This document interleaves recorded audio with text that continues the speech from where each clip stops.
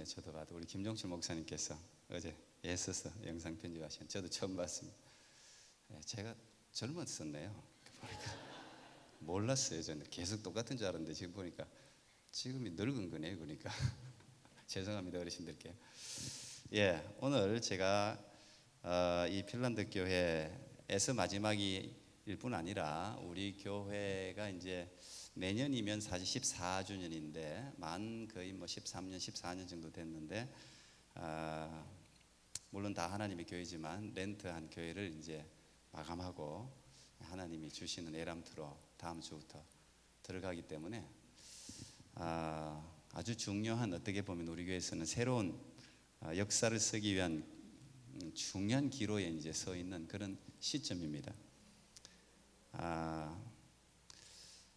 교회 보수공사도 하고 이전 준비하고 해서 상당히 제 자신이 또 한국도 다녀오고 해서 여러 가지로 너무 분주해 가지고 지금까지 베풀어 주신 그 하나님의 은혜와 사랑 또 역사의 교훈을 묵상할 시간이 없었어요. 근데 지난주부터 그런 생각이 자꾸 들면서 하나님, 우리 미래를 향해 물론 나가지만 우리에게 베푸신 은혜에 대한 회상이 그래도 한 번쯤은 있어야 되겠다 해서 이번 주일을 좀 특별하게 제가 과거와 미래라는 제목으로 한번 말씀을 통해서 여러분들과 함께 조금 나누어 보려고 합니다. 하나님이 우리 교회 공동체를 어떻게 인도하셨는지 그 주님의 손길을 목회자 입장에서 제 개인적인 것일 수도 있지만 우리 교회 공동체적인 것일 수도 있다고 생각이 됩니다. 이제 다음 주일부터는 갈보리 교회와 하나님의 지팡이 교회는 주님의 한 몸으로 이제 함께 하게 됩니다. 그래서 다음 주일 이후로는 공식적으로 하나님의 지팡이 교회 성도들만 따로 모임을 갖거나 나누기는 힘들죠. 물론 여러분들끼리 이제 사적으로 만나는 거야 뭐 얼마든지 만날 수 있습니다만 담임 목사인 제가 따로 공적인 모임을 가질 수는 없습니다. 그래서 이번 주 금요일에 우리 하나님의 지팡이 교회 성도들만의 하직교회 이야기를 좀 이리저리 한번 나누는 시간이 필요하겠다. 그래서 이번 금요일 우리 교회에서 예배를 드리고 과거를 회상도 하고 지금을 돌아보고 또 미래를 함께 나누고 함께 기도하는 이제 그런 시간을 가지려고 하는 것이죠. 나올 수 있는 분들은 나오시면 좋을 것 같습니다. 우리 교회도 오면서 뭐 그래도 어쨌든 교회가 겪는 일들을 그래도 다 겪었던 것 같아요. 어떤 분들은 저보고 늘 목사님은 뭐 아주 편하게 지금 목회를 하고 있는 거라고 그렇게 말씀하시더라고요. 그러면 사실 제가 좀 속으로는 좀 섭섭해요. 맞습니다. 하나님의 은혜로 처음부터 아까 창립 때부터 시작해가지고 지금까지 사실 창립 예배에 근 300명이 참여한 교회가 없습니다. 토론토에. 근데 우리 교회는 창립할 때 근 300명 가까이 와서 축복해 주셨어요. 틴데일 신학교에서 예배드릴 때 하나님의 은혜죠. 그때부터 지금까지 어쨌든 하나님 은혜로 왔는데 뭐 겪을 아픔들은 다 겪었어요. 우리도 실수도 하고 하나님의 은혜도 있고 뭐 여러 교회에 있는 모든 것들이 다 우리 교회에도 있었습니다. 그건 대동소이한 것 같아요. 우리 개인 인생도 똑같아요. 사람들의 삶이 다르게 보이지만 그 내면으로 들어가면 겪는 일들을 대부분 그 감정의 소용돌이는 다 비슷해요. 중요한 것은 내가 어떤 일을 겪었느냐가 중요한 것이 아니라 그 경험을 통해서 내가 어떤 교훈을 받고 그것을 내 미래의 어떤 원동력으로 삼느냐가 중요한 것 같아요. 그래서 오늘 그런 시간 또 앞으로 달려나갈 우리 공동체의 미래에 대해서도 짧은 시간이지만 간단하게 나누려고 합니다. 먼저 한번 서로 인사하면 좋겠습니다. 여기까지 함께 해주셔서 감사합니다. 한번 인사하겠습니다. 여기까지 함께 해주셔서 감사합니다. 또 한 번 더 인사하겠습니다. 당신이 있어 든든했습니다. 한번 인사하겠습니다. 당신이 있어 든든했습니다. 천국 갈 때까지 함께 갑시다. 인사하겠습니다. 천국 갈 때까지 함께 갑시다. 예. 네가 먼저 천국 가라. 뭐 그러지 말고 천국은 우리 다 가야 되지만 우리는 왜 과거를 돌아봐야 하는 걸까요? 사실 과거는 지나간 시간이지 않습니까? 그야말로 패스트, 지나간 시간이에요. 이미 돌이킬 수 없는 시간이에요. 그런데 왜 우리는 굳이 과거 역사를 공부도 하고 이 시간 또 교회 역사까지 한번 돌아보는 시간을 가질까요? 저는 한 세 가지 이유가 있다고 생각하는데, 첫째는 과거 역사만큼 우리 인생에 도움이 되는 공부, 실제적인 공부가 없어요. 왜? 역사는 반복되기 때문에 그래요. 역사는 새로운 것 같지만 사실은 다 반복됩니다. 그래서 과거 역사를 공부해야 돼요. 두 번째는 과거 역사를 봐야 현재의 내 모습을 정확하게 진단할 수가 있습니다. 내 모습이 어디서 왔습니까? 갑자기 온 게 아니에요. 다 과거의 수많은 시간들을 통해서 지금의 내 모습이 형성됐기 때문에 과거를 돌아보는 것은 굉장히 중요합니다. 그래서 상담하는 사람들은 항상 과거를 물어요. 지금의 상처가 어디서 왔는지. 과거에 대한 진단이 없이는 지금에 대한 정확한 진단을 절대 내릴 수가 없어요. 그래서 과거 역사를 공부해야 됩니다. 세 번째는 과거 역사를 제대로 알고 현재 내 모습에 대한 제대로 된 진단이 있을 때 미래에 대한 바른 청사진을 우리가 그릴 수가 있기 때문에, 그래서 과거 역사를 우리가 돌아보고 공부를 해야 합니다. 저는 매일 이제 날짜대로 여러 번 이야기했습니다만 오늘 아침에도 잠언을 읽었습니다. 20장 잠언을 읽었어요. 매일 여러분 날짜별로 잠언 읽으면 진짜 좋습니다. 여러분에게 지혜가 생길 텐데요. 그 가운데 잠언을 읽다 보면 거기 이제 지혜로운 사람이 나오는데, 그 지혜자가 가장 경계해야 될 대상에 대해서 여러 번 언급합니다. 여러분 지혜로운 사람, 그냥 여러분이라고 생각하면 여러분이 가장 인생을 살아가면서 경계해야 될 대상이 누구라고 생각합니까? 남편이나 부인 말고, 자식들 말고, 제일 경계해야 될 대상 생각하면 우리를 그냥 악에 나쁘게 하는 사람들이 많잖아요. 근데 성경 이 잠언을 읽어보면 가장 경계해야 될 대상, 아예 상대를 해서는 안 될 사람을 한국말로는 이렇게 적어놨어요. 미련한 자. 미련한 자는 절대 경계해야 되고 상대하면 안 된다고 적어놨어요. 어느 정도까지 적어놨냐? 잠언 17장 12절에 보면 차라리 새끼 빼앗긴 암곰을 만날지언정 미련한 일을 행하는 미련한 자를 만나지 말 것이니라 그랬어요. 그리고 또 읽어보면 미련한 자에게 100마디 말하는 것보다 지혜로운 자에게 한마디 말하는 게 훨씬 낫다 그랬어요. 그리고 미련한 자와는 아예 사귈 생각을 하지 말라 그랬어요. 피하라 그랬어요. 여러분 새끼를 빼앗긴 암곰, 이거 굉장히 사납습니다. 사자도 두려워하지 않습니다. 아주 위험합니다. 굉장히 파괴적입니다. 새끼를 잃어버렸기 때문에 엄청납니다. 그런데 미련한 자는 이 잠언이 이야기하기를 더 위험하다는 거예요. 더 파괴적이라는 거예요. 그 미련한 자와 함께 있으면 반드시 재앙과 저주가 찾아온다는 것이죠. 잠언에서는 이 미련한 자의 특징을 크게 두 가지로 이야기하는 것 같아요. 제가 읽어보니까 잠언에서 이야기하는 미련한 자의 두 가지 큰 특징, 첫 번째는 하나님을 무시하고 멸시하는 사람을 미련한 사람이라고 했어요. 잠언 1장 7절에 나와 있어요. 여호와를 경외하는 것이 지혜의 근본이요 미련한 자는 하나님의 말씀을 멸시한다 그랬어요. 그게 미련한 자예요. 두 번째 미련한 자의 특징은 아무리 이야기해도 깨닫지 못하는 자, 들으려고조차 안 하는 사람, 그런 사람을 미련한 사람이라고 그랬어요. 이런 사람이 만약 여러분 옆에 있다면 무조건 멀리 해야 돼요. 그 사람은 반드시 파멸을 가져옵니다. 재앙을 가져오게 돼 있어요. 그러면 거꾸로 생각하면 되겠죠. 이 세상에서 가장 지혜로운 자는 어떤 자들입니까? 하나님의 말씀을 듣는 자들이에요.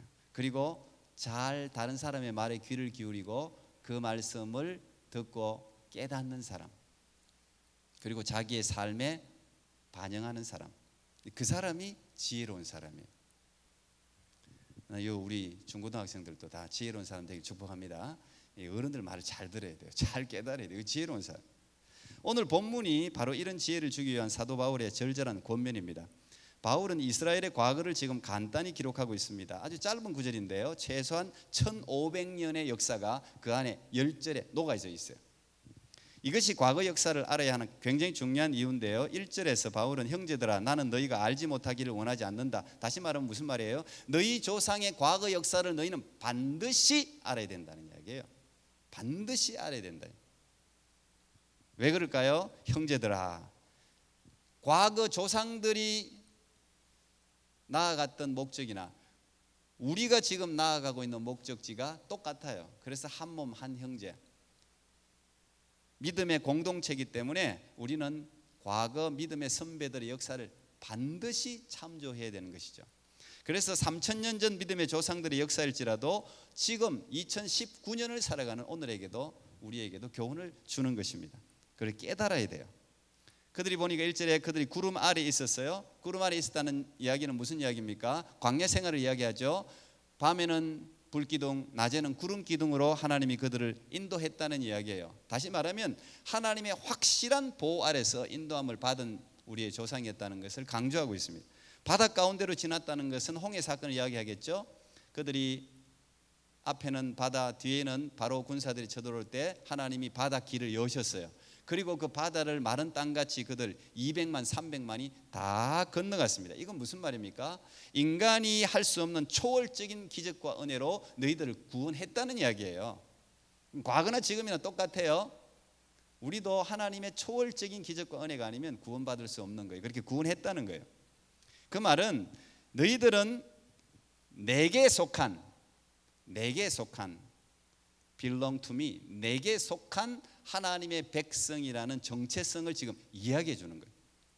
너희들이나 조상들이나 내가 확실히 붙들고 기적과 은혜를 베풀어서 구원한 특별한 백성이다. 이런 이제 정체성을 상기시켜 주죠. 그 다음에 이제 뒤에서 여러분 쭉 나오는데 과거 역사, 특별히 하나님을 배반한 역사들을 간단하게 한 센텐스씩 이야기하면서 하지 마라, do not 하지 마라, 이런 이야기를 쭉 하고 있어요. 뭐 하지 말라는 거예요? 탐욕 부리지 마라. 제가 이제 일일이 이건 설명할 시간이 없습니다. 우상 숭배자가 되지 마라, 음행하지 마라, 간음하지 마라, 예수님을 시험하지 마라, 그 다음에 불평하거나 원망하지 마라. 그래서 너희 조상들이 다 죽었다. 결국은 다 죽었다. 이거 반드시 기억해라. 그러면서 6절에 이야기하기를 이러한 일이 우리의 본보기가 되었다. 본보기, 이걸 또 공동번역이나 이런 데서는 경고, 이렇게 이제 번역을 해놨습니다. 그러니까 이 모든 과거의 역사가 너희들의 본보기다, 샘플이다, 경고다, 이 이야기예요. 그러니까 이걸 보고 깨달으라는 이야기예요. 이걸 깨닫지 않으면 너희들은 미련한 자가 된다는 거죠. 과거의 역사를 글로 기록한 가장 중요한 이유가 이거예요. 히스토리, 역사를 기록해가지고 막 시험 치려고 공부하고 몇 년도에 무슨 일이 났고 무슨 일이 났고 무슨 일이 났고 이 인간들은 왜 이렇게 이름도 왜 이렇게 많아, 이 이름 다 외워야 되고, 그래서 시험 치려고 과거 역사 기록해 놓은 게 아니죠. 그게 여러분하고 무슨 상관이에요? 저도 히스토리, 역사를 공부하는 걸 책 읽는 거 참 좋아해요.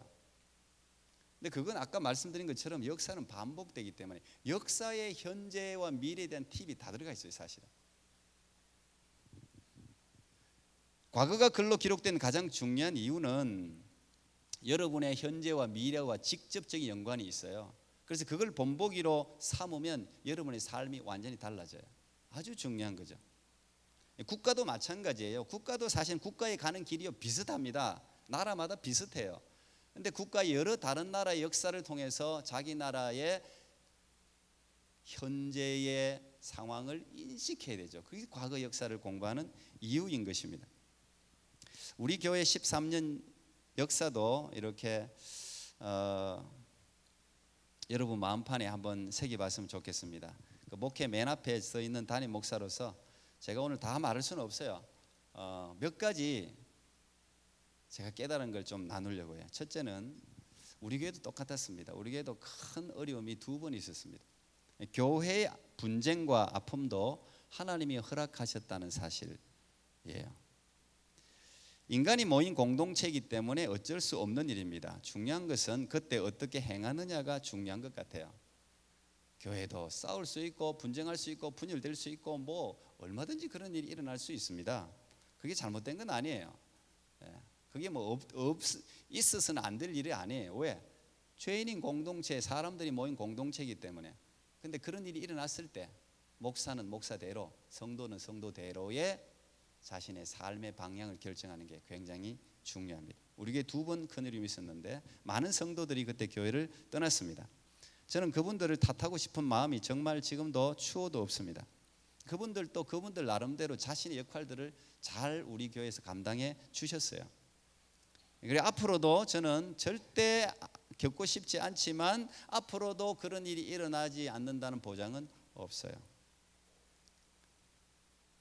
제가 개인적으로 그때 제일 잘했다고 생각하는 부분이 이 부분인데, 그 하나님의 은혜죠. 그것도 교회를 개척하자마자 큰 어려움이 있었는데, 교회를 시작할 때도 마찬가지고 우리 교회를 시작할 때도 마찬가지고 제가 누구에게도 손을 내밀어 본 적이 없습니다.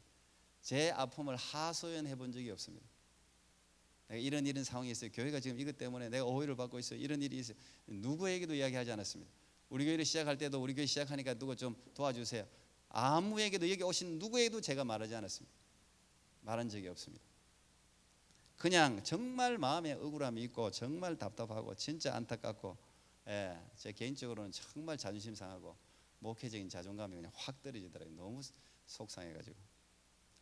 근데 하나님이 아신다. 이게 하나님이 하시는 일이니까 하나님이 해결할 일이지 인간이 해결할 일이 아니라고 굳게 믿었어요. 정말 사실요, 그거 힘든 일이었어요. 진짜 그 배짱으로 제가 하나님 앞에 기도만 했습니다. 근데 하나님이 정말 다 알고 계시더라고요. 자꾸 여러분 사람들한테 뭘 자꾸 이야기하면 이게 사람들을 움직이려고 하면 하나님이 움직이지 않아요. 근데 하나님께 포커스를 맞추면 다 지나가더라고요. 아마 어른들은 그걸 더 많이 경험하셨을 거예요. 인생의 고난과 어려움들은요 다 지나가요. 그때 죽을 것 같죠? 아니에요. 다 지나가요. 다 지나가더라고요. 우리 교회도 그렇게 지나가도 나는 교회가 없어질 줄 알았어요. 정말. 여기 이민교회는요 훅 불면 넘어갑니다. 300명 모이는 거 아무 필요 없어요. 훅 불면 넘어갑니다. 여러분 주위에도 있죠? 300 모였다가 교회 없어졌어요. 지금 없어진 교회가 한두 교회가 아니에요. 그냥 훅 불면 다 넘어가요. 그러니까 조급하지 말고 자기 자리를 지키고 기도하는 것이 이게 아름다운 일이구나 하는 걸 제가 참 짧은 역사지만 깊이 제 마음속에 좋은 깨달음으로 제가 가지고 있습니다. 두 번째, 제가 우리 교회를 보면서 또 하나 깨달은 것은 안 되는 것도 은혜구나. 그걸 알게 됐어요. 안 되는 것도 은혜예요. 모든 것이 내가 생각한 대로, 내가 계획한 대로 다 되는 것만 은혜는 아니에요. 물론 그것도 은혜지만 내 생각대로 안 되는 것도 은혜더라고요. 목회도 마찬가지입니다. 여러분도 매사에 자기 생각대로 되는 분 계십니까? 공부가 막 자기 생각대로 되고 시험도 자기 원하는 대로 뭐 그렇게 잘 안 되잖아요. 잘 안 돼요. 기도했다고 해서 또 다 되는 것도 아니에요. 어떤 분들은 제가 막 철학기도 하고 금식기도 하고 작전기도 하고 했는데 하나님 왜 안 들어주시는 거예요? 막 따지는 분이 있어요. 끝까지 따지세요. 이왕 따질 것 같으면 끝까지 따져요. 응답될 때까지 따져야지. 따지다가 원망으로 바뀌지 말고 따지려면 끝까지 따져야 돼. 응답이 올 때까지. 뭐 따지는 게 당연하죠. 근데 여러분 기도했다고 다 기도대로 응답되지 않더라고요. 저도 나름대로 기도를 많이 했어요. 응답이 얼마나 없는지요. 한 5년간 응답이 없더라고요. 참 힘든 일이에요.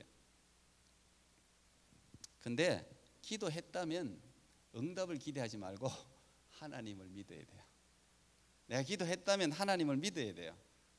우리 교회당도 마찬가지 아니겠습니까? 사실 교회를 개척한 사람들에게는 어떤 공식이 있습니다. 가르치는. 근데 교회를 개척하고 한 5년, 7년 만에 건물을 짓거나 구입하지 않으면 부흥은 힘듭니다. 그냥 공식이에요. 우리 교회도 사실은 제가 5년 만에 아마 5년 만에 건축을 했을 거예요. 5년 만에. 왜냐하면 그때 도약하지 않으면 사실은 교회 부흥이 힘들어요. 그래서 건축을 해서 지금 우리가 쓰고 있는 거예요. 그때 20만 불 모은 거예요. 그때 20만 불. 지금까지 가지고 있었던 거예요. 그래서 우리도 교회를 살려고 땅을 살려고도 얼마나 돌아다녔습니까? 우리 장로님들하고 진짜 많이 돌아다녔습니다. 뭐 저 동쪽, 북쪽 뭐 엄청 많이 갔습니다. 2시간, 3시간 걸리는 데까지 가서 땅도 보고 뭐 온갖 생각들을 그 돈으로 해보려고 많이 애썼어요. 교회당도 살려고 요 근처에 오파도 한번 넣어봤어요. 근데 다 안 되더라고요. 그러니까 낙심하게 되잖아요. 이게 도대체 이게 기도를 하는 건지 안 하는 건지. 그리고 이제 이 에람터라든지 교회 건축 이야기는 교회 가장 시험 드는 이야기입니다. 목회자도 부담이 되고요, 장로님들 부담이 되고, 이게 성도들도 부담이 된다고요. 이게 교회당을 뭐 건축 헌금한다 이러면 막 무거운 짐으로 여기서 교회를 떠나거나, 그게 상당히 어쨌든 무거운 짐으로 와요. 그 오래 끌면 안 되는 거예요. 우리 사실 지금 오래 끈 거예요, 우리 교회. 그래도 여러분들 자리를 지키고 있어 주셔서 고마워요. 예, 감사한 일이에요. 근데 가지고 있는 재정으로 뭐 구할 수도 없고, 성도들 삶의 환경을 제가 너무 잘 알고 있으니까 건축 헌금을 제가 종용한 적이 없습니다. 제가 그냥 제 헌금 알아서 하는 거지 종용한 적이 없어요. 그런데 하나님은 우리 기도를 들으시고 형편을 아시고 지금 가장 합당하게 인도해 주셨잖아요. 그리고 우리가 그때 모아놓은 그 건축 헌금이 딱 보수공사 비용이 오늘 부족하잖아요. 그거 없어서 봐요, 우리 공사도 못해요 지금. 딱 그거 사용돼. 하나님 참 기가 막히더라고요. 우리 형편을 너무 잘 아셔서 우리에게 맞게 하나님이 그렇게 인도하시는 걸 보면서, 여러분의 기도도 응답되지 않고 있고 일이 안 된다면 낙심하지 마세요. 안 되는 것도 은혜, 하나님 더 좋은 거 주시는 거예요. 제가 이건 우리 교회뿐 아니라 제 삶에서도 정말 많이 경험했어요. 안 되죠, 부딪히죠, 힘듭니다. 그거 내 생각도 안 되니. 그런데 그때 진짜 믿음이 필요해요. 시간이 지나면 알아요. 하나님 God's time, 하나님의 시간이 되면 더 좋은 걸 하나님 준비하고, 야 너야 조만한 그거 말고 내가 더 좋은 거 준비하고 있어, 너 준비만 해, 기도해. 이제 요게 제가 세 번째 또 깨달은 거예요. 응답보다 중요한 것은 어떻게 준비하느냐예요. 여러분 성도들은요 준비가 중요해요. 청년들한테 그렇게 강조하잖아, 준비하라고. 준비 안 하는데 어떻게 큽니까? 준비 안 하는데 어떻게 성장합니까? 그럼 다 도둑놈 심보죠. 복권 끌고 생각하지 말고, 복권은 안 돼요, 망하는 길이에요. 제가 복권 사지 말라는 거, 우리 복권 장사하시는 분도 계시니까 사지 말라는 거 아니에요. 여러분 반드시 혹시 샀으면 그 나오면 약속대로 교회 내세요. 낸다는 사람이 굉장히 많아서 저한테 사기만 하면 제가 건축헌금 내겠습니다, 뭐 이런 사람이 굉장히, 안 내도 벌써 주셨으니까. 예, 하여튼 예, 그것도 뭐 나라에 또 다 이렇게 운영되는 거니까, 복권도, 그죠, 나라 살림에. 근데 어쨌든 이 삶의 모든 것들을 여러분 그런 도둑놈 심보를 가지면 안 돼요. 자기는 하나도 준비를 안 하고, 하나님이 때때로는요 준비하는 것도 줄 때는 있지만 일시적인 거예요. 급할 때 이머전시에 주는 거지 항상 주지 않아요. 준비해야 돼요. 우리 교회도 저는 잘 준비되었다고 생각해요. 하나님이 오랜 시간 연단을 통해서 준비했기 때문에, 응답하는 것도 중요하지만 우리가 어떻게 준비하느냐, 그 하나님이 우리가 준비하는 그것을 어떻게 생각하시고 기억하시느냐가 중요해요. 그래서 네 번째 깨달은 게, 제가 바른 방향이 중요하다는 것을 알았어요. 교회가 막 부흥하고 뭐하고 여러분도 뭐 집이 부자가 되고 뭐 좋은 직장 들어가고 뭐 이 다 중요하죠. 근데 정말 중요한 건요, 특히 영적인 하나님의 사람들은요 바른 방향이에요. 바른 방향. 내 목회, 저 같으면 내 목회의 방향이 하나님의 말씀과 비추어서 바르냐 하는 거예요. 이게 부흥이 되든 안 되든 어쨌든 이게 바른 방향으로 지금 서 있느냐 하는 거예요. 저도 사실 많은 유혹이 있었어요. 제가 마케팅을 잘합니다. 저 사실 제가 여러 번 이야기하지만 제가 청년부 목사를 오래 했기 때문에 어떻게 하면 청년들 움직이고 사람들을 움직이고 사람들을 오게 하고, 여러분들 TV 광고 전부 마케팅 아닙니까? 어떻게 사람들이 눈을 붙들고 어떻게 주머니를 열고, 전부 마케팅이에요. 돈이요 수조가 들어갑니다. 마케팅에 돈 엄청나게 들어갑니다. 근데 교회도 지금 큰 교회들, 대형 교회들이 마케팅을, 저는 다 보여요. 그런 게 마케팅하는 교회가 많아요. 물론 그것도 필요해요. 사실 영적인 마케팅도 필요해요.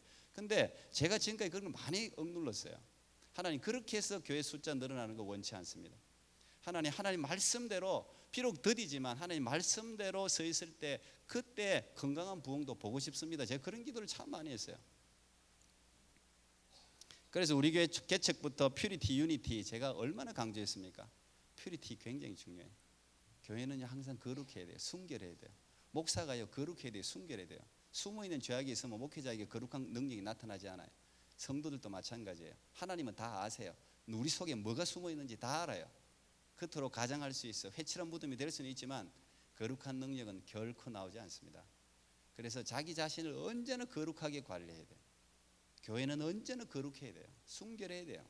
거기서 비록 더디지만 능력이 나옵니다. 그래서 말씀에 집중하고 복음에 집중해야 돼요. 제가 그게 중요하다는 사실을 우리 13년 우리 교회를 이끌어오면서 깨닫게 됐어요. 그 다음에 저 오늘 그냥 많은 걸 나누고 싶지만 오늘 마지막으로 늘 겸손해야 되는구나, 늘 깨어 있어야 되는구나, 이걸 또 알게 됐어요. 항상 겸손해야 돼.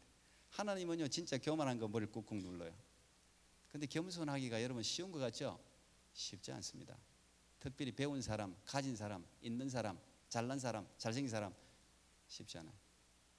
언제나 주님 앞에서 내가 피조물이라는 사실을 언제나 기억하고 항상 겸손하고 그리고 영적으로 깨어 있어야 돼요. 오늘 잘 된다고 까불다가는 바로 넘어져요. 바로 넘어져요. 그 뒤가 오늘 12전이 선줄로 생각하는 자 넘어질까 조심하라잖아. 12전. 제가 그거 일부러 안 읽었어요. 기분 나쁠까 봐.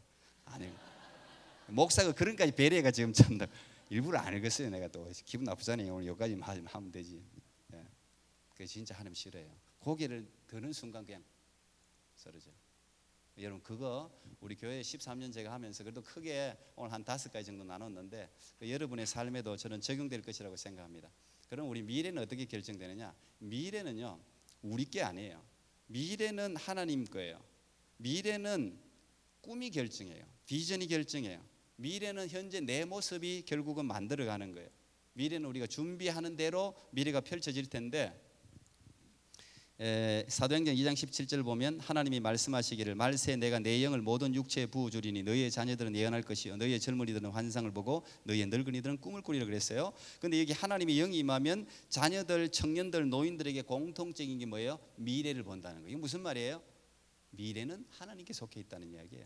여러분이 아무리 계획하고 준비한다 그래도 안 돼요. 얼마 전에 총기 사건도 나가지 죽는 거예요. 금요일 날 또 제가 가니까 항상 이 포로원 저쪽을 레슬리 얼마 되도 안 하는데 항상 사고가 나요. 이번에도 사고가 나가지고 무슨 일이 날지 여러분 어떻게 합니까? 미래는 하나님께 있어요. 그래서 미래를 여러분에게 비전을 주고 보여주신다는 것은 그 자체가 미래예요. 그 자체가 하나님이 함께 하신다는 거예요. 미래도 여러분 하나님이 주셔야 되는 거죠. 우리 교회의 미래는 어떻게 될 것인가 모르죠. 그러나 믿음으로 결정된다고 믿습니다. 미래는요 하나님의 계획 가운데 결정되는 거예요. 여러분들이 플랜을 잡고 하는 것도 물론 중요하고 준비하는 것도 중요한데 그리스도인의 미래는 하나님과의 관계 속에서 신뢰 속에서 결정된다는 사실을 여러분 반드시 기억하십시오. 만약 그것이 되면 우리 미래 뭐 어떻고 저떻고 우리 꿈도 많고 많잖아요. 미래는 하나님이 이끌어가요. 하나님이 여러분에게 원하는 게 있기 때문에 소원을 두고 행하시기 때문에 하나님이 우리의 미래를 가장 아름다운 모습으로 이끌어 가셔서 영광 받으실 줄 믿습니다. 기도하겠습니다. 하나님 감사합니다. 오늘도